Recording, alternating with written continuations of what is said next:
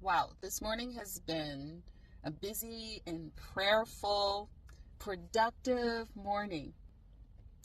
One of the things that I did this morning is I went to a grief sharing workshop. I met a friend there who is dealing with a loss, and it's for the holidays. And I lost my dad last year, so I wanted to come away with some tips, some strategies to for myself and to be a support to others, to be a better support to others. Some of the top things that I walked away with.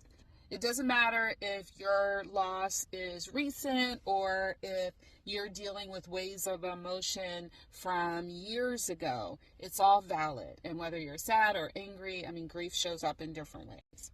Then to avoid behaving as though there's nothing wrong.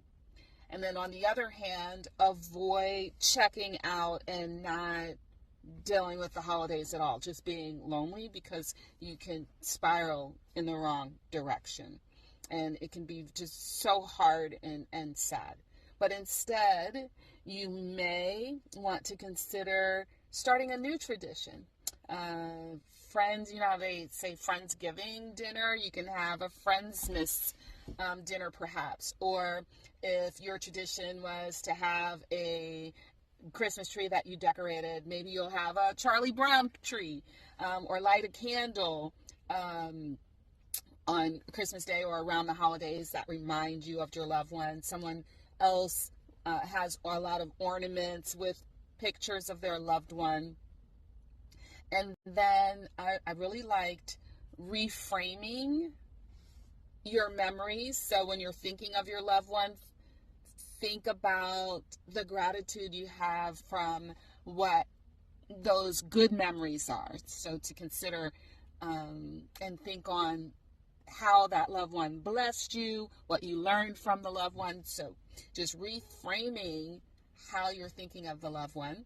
And then the other thing that I really liked is having a script ready for when people ask you questions, so that you're not caught off guard. And lastly, being empowered to say, I don't want to talk about that, but thank you so much for your concern, and not having to get into any more detail than that. This grief share program, they offer classes all around the country, and you can go to griefshare.org/find-a-group, because they have like a 13-week program. And to actually go through this with others, and it's online. Some classes are online, some classes are in person, so that you're not alone and you don't feel alone.